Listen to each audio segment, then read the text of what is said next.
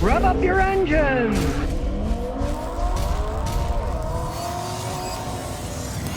My never-ending search to try to find cars that people want to buy. Today we're going to talk about a brand new Subaru Outback. Okay, numero uno. He bought this 28 out the door, 0% interest, a 4-door all-wheel drive SUV. That is dirt cheap. Now, gotta say it's a beautiful looking vehicle, right? Now, it's Subaru all-wheel drive Outback. Subaru makes one of the best all-wheel drive systems. This particular one was made in the United States. I, of course, like Japanese made things better, but they've been making them here for quite some time. This is the last year they made this wagon style one, which is one of the reasons that he bought it. Never buy the first model when there's radical changes. You know? Never. Now, this is the base model. And the reason he bought a base model is because, one, you save a lot of money, and two, you can just add what you want yourself. He's added all this stuff, cameras.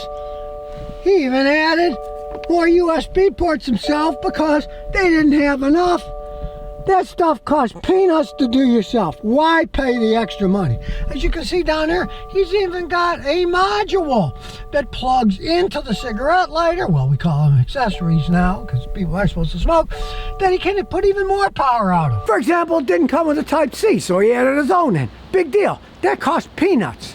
That's why I tell people, don't pay a bunch of money for things that you can add a lot cheaper.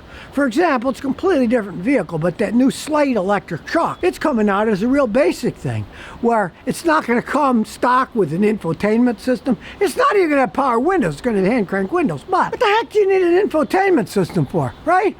You got a phone like everybody else, right? You can run everything off that. For that, you don't even need speakers in the car. Hey, there's some phenomenal speakers out there, like this giant earphone. Hey, throw it in the back seat. Throw it in the front seat if you don't mind really loud noises, right? This thing costs like $100. Why the heck would you pay thousands for a fancy infotainment system when you can even go out and buy one of those little Android systems that stand alone, right? Those things are $99 now. Don't give your money to the manufacturers. Just get a stripped out model like he did and save a ton of money and add whatever you want. This is one of the reasons he bought this base model. Like 181 horsepower, but it's a 2.5 liter non-turbocharged engine. He knows this is going to last a lot longer. So just because you pay more doesn't mean you're getting a better deal. And speaking of money, he previously owned an Impreza. He got 40 miles a gallon on a highway. Now this thing, he gets 29 on the highway and 25 in the city. So you buy an SUV. They're higher up in the air. You're going to get worse gas mileage. If you're looking at a vehicle like this, realize that. Don't buy it and say, oh gee, you know, it only gets 29 on the highway and 25 in town.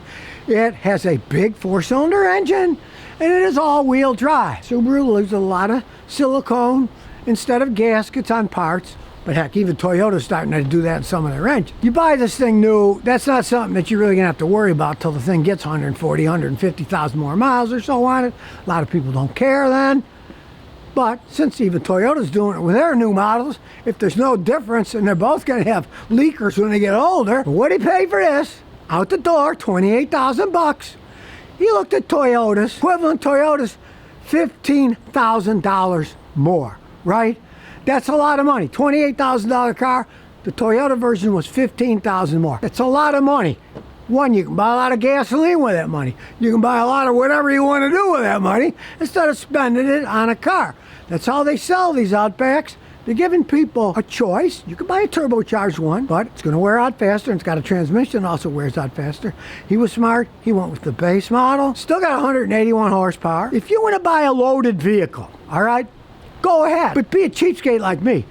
Buy it used, right? My wife's Lexus is loaded to the gills. I bought it used for $3,000 with 65,000 miles on it. Okay, now that's a steal, right? You're never going to get a steal with a loaded vehicle. I have had people bring me loaded Kias, and I said, what'd you pay? They say, well, 55 grand. I'm like, you paid 55 grand for a Kia? What are you, out of your mind, you know? But you also have to realize he's cheap like me. He keeps his cars a long time.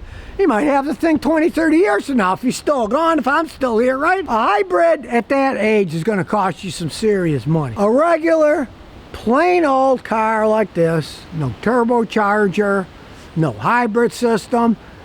It might still be going 20, 30 years from now with very little problems with it. Especially, say you're getting older, you're not putting the mileage on. If you want to get a hybrid, go ahead, but you're going to pay for it if you're looking at an SUV, like I showed last year. Hybrid Camry. He paid $29,000, just $1,000 more than he paid for this. But it's a sedan. But the RAV4 hybrid at the same dealership was like $17,000 more, right?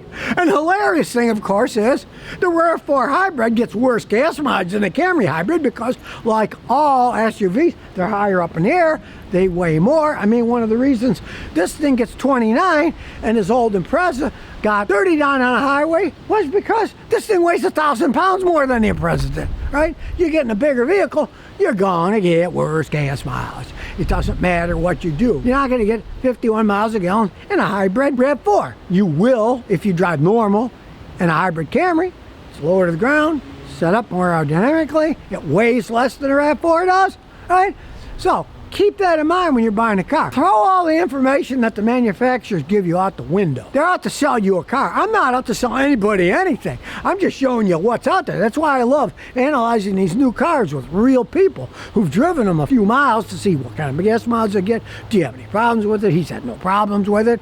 And of course, realize Toyota owns a percentage of Subaru too, and they share a lot of their technology. For instance, a hybrid Forester. Okay, that's got the Toyota hybrid system on it. So, yeah, it's a good system, but you're going to pay all that extra money for it. Do you really want to spend all that extra money to get a little bit better gas mileage from a hybrid and then have all that technology laying on you? Now, as we look inside, it's got a nice interior. And I'm like him, give me cloth seats every day. They will wear better, they're more comfortable. And look at this, this guy's over 6 feet tall. Hey, when he travels, he can sleep in this thing all he wants. When he came here, he just took his rest in here instead of buying a $200-300 motel room. And of course, it's got a nice roof rack, even though it's a base model. A lot of these nuts want bigger wheels. Well, it's stupid. They like the way it looked. When I was in Houston, I'd see some of these Hispanic guys. They'd have wheels like this big, you know? And the wheels made the car look like some kind of toy joke. And then whenever they hit the big bumps in the Houston roads, they'd break the wheels. Some of them didn't even own the wheels. They'd lease the wheels, right? At least the companies that leased the wheels, they were smart. Because in the lease payments for the wheels, they included insurance. So, if they did hit a curb and it blew the wheel and a tire, it was covered under the insurance. The guy who was leasing was paying for the insurance, and then the guys that leased the tire, they got new tires and rims free and gave it to the guys, right? So it wasn't like they were paying for it. The insurance was part of the payment that the guys were paying leasing wheels. Let me tell you something. If you have to lease wheels for your car, don't! Just keep the regular ones on, you know? They were made for that, and the smaller tires cost less than the bigger tires. Just face the facts. People just get carried away with they want bigger. It doesn't mean bigger is better. A lot of times, bigger just means you're a bigger sucker for buying stuff you don't need. Now, I sat in these seats, and I was totally amazed. They were designed by chiropractors. They are so comfortable. They've got a really nice feel to them. They mold to your body, and even this has a nice feel to it. This is the base model, and this is all smooth. You put your elbow on here, it's cushioned. Even this is cushioned. It is not a cheaply made car. So we're started up. Check it out, people. It's got a freaking key instead of that keyless remote crap. I love it. Got a nice setup here. Really good. Backup camera, you notice he turned the auto start stop off because he doesn't want it to keep turning itself on and off and wear the engine out prematurely. And it's even got headlights that follow the wheel. Hey, $28,000, think about it. And this is a base model too. So, you're getting a lot of money for what you're charging. Boxer 4, but hey, for all you know, when you're idling, it could be a V8. It doesn't shake at all. And I'm bad, I don't have my seatbelt on. We'll lock that in. Turn that stupid light off. Here we go. Now he's putting his on. And we'll see how it rides on these horrible Rhode Island roads. Hey, pretty smooth. It's smoother than the Lexus I just drove, but then again, the Lexus was 19 years old and had 140,000 miles on it, right? This has only got 4,396 miles on it. And you can see he's added all this stuff himself. Why pay for it? You can easily add this stuff in. They're going to charge you a fortune for stuff that, hey, you can just add on if you want. Like his steering wheel cover. He didn't get the fancy heated steering wheel, so he put this on. Hey, it's nice and warm too, nice and comfy. You don't have to pay other people for stuff that you want. So here we go. We'll give it a little gas.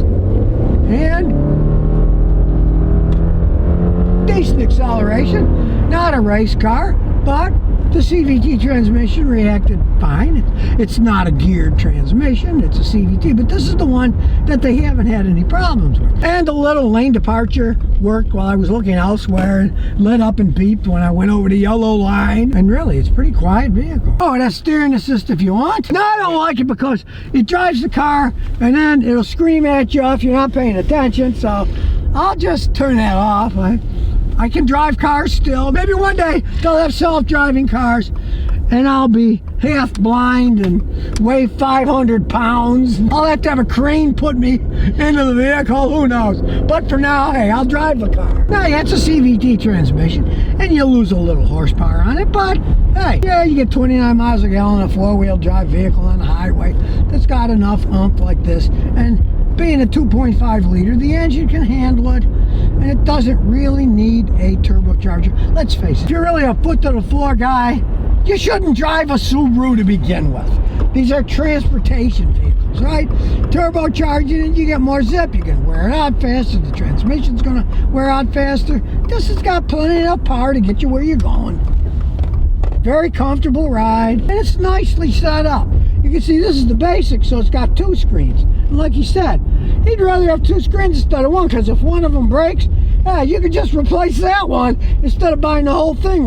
Well, we need an infotainment screen. It's going to be $2,900, right? And of course, since he's like me, he could probably just hook his phone up to it if it all broke anyways.